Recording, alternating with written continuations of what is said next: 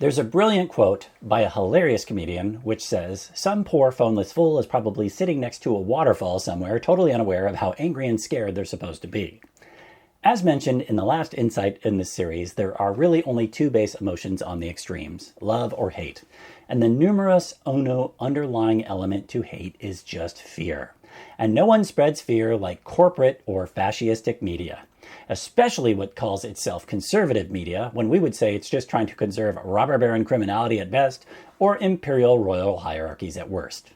It's regressive and most of all reactionary media because it focuses on the negative, fears anything novel, and because it's long sold out to the robber baron godzillionaire criminal class, i.e. Wall Street, big commercial banks, big pharma, big war profiteers, etc., it has to program its viewers or listeners with a stronger psychological response to threats because that not only increases engagement, mistrust, and polarization, but most of all, it has to misdirect them away from those previously mentioned who are actually causing their problems and instead misdirect their hate onto their fellow middle class or poor within their own country and from other countries, such as those without their same skin color or without their same sexual orientation or without those that are more like just simply open-minded than they are.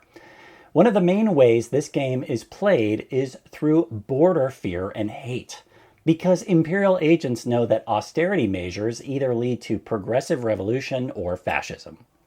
Now, we are not naive and realize there is a quote which also says, "If liberals don't protect borders, fascists will," and realize the single issue in liberal Europe's tendencies to allow extremely regressive wrong-wing movements to re-rise, a la their past Italian fascism of Mussolini or German fascism of Hitler, is a single issue, which is black and brown people from Africa or the Middle East coming into predominantly white Europe, or brown people from South America coming into majority white but multi-ethnic North America. As they're never talking about white-on-white northern borders, such as from Scotland to Britain or Canada to the US, and are instead only talking about those southern borders. Those are the ones that need hating.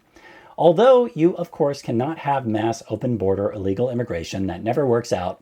Look how it worked out for the Native Americans, for example. The goal is to live in desirable countries which have common sense, compassionate pathways for legal immigration. Because in the long run, that only helps the country's economy, instead of a country with a mass exodus, which in the long run only hurts those countries' economies. The whole point of border this, border that, fear from the squawk machine is to ignite that pathos, fight or flight, fear, hate, primarily in Christians in name only, who incorrectly and falsely think their country is a WASP nation. And it's one of the many poke points they pull at the heartstrings of fear-based lowest common denominator mind killer culture. That along with things like there's a run on the banks, they're trying to assassinate you, so you got to stockpile arms and beans. World War III, Civil War, Islamic Jihad, they're coming for your gas, water heaters, and stoves, or to make you gay. The stock market is going to crash. Since I've been a corporate criminal my whole life and now am actually having to face accountability for my crimes, if it can happen to me, it can happen to you. There are nukes in shipping containers. ICBMs can reach us in 33 minutes, blah, blah, blah. Psychologists call a negativity bias when attention is biased towards the negative. The result is an overly threat-conscious appraisal of one's surroundings. To many regressives, and with that is a faux conservatism which has existed in a continuous state of terror and rage for most of its existence, the world may look like a much scarier place. This would explain why so many white-haired, outdated, soon-to-keel-over viewpoints tend to be rooted in fear and thus hate, resulting in the less traveled incorrectly feeling that the areas outside of their own neighborhoods and communities are unsafe, overestimating their odds of becoming some sort of victim, or believe that crime rates are rising when the opposite is actually occurring, or consider the world to just be a dangerous place. Because there's another accurate quote which says, "The world's always getting better, but far too many people incorrectly think it's getting worse." We know someone whose elderly conservative parents were going to the city of Chicago and were so sure it was going to be like 1980s war-torn Beirut that when it turned out to be the generally nice, clean, lovely, but Antarctically cold during the winter city it was, they could hardly believe all the fear-based media they had been mainlining had been lying to them.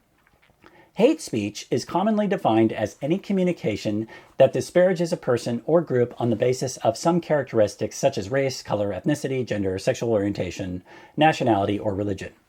The identified common traits refer to the targeting of a group or an individual as a member of a group, and the presence of a content that expresses hatred or causes harm and incites bad actions beyond just speech itself.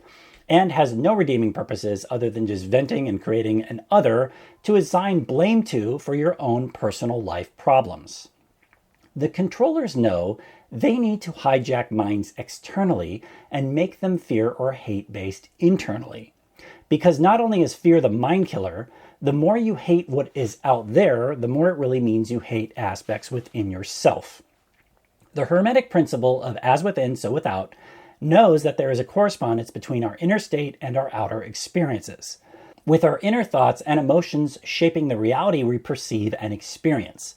Positive inner states tend to manifest positive external circumstances, while negative inner states often result in negative external experiences. When we harbor hate, hating ourselves, we tend to project it outward. This means that the hatred we feel internally can manifest as hostile actions towards others. The principle of as within, so without suggests that our external expressions of hate are a direct reflection on our internal emotional state. The principle also implies that like attract likes. By harboring hate, we might attract more hate from others, creating a cycle of negativity that perpetuates emotion both internally and externally. To break the cycle, it's essential to engage in self-reflection and understand the root causes of this emotion. One of the main ones being dogshit corporate or fascistic media, which should be turned off. And moving more inward to identifying and addressing the sources of hate within ourselves to thus help transform our inner state. By fostering positive emotions within, such as forgiveness, empathy, and compassion, we change our outer experiences accordingly, especially in regards to those different from us.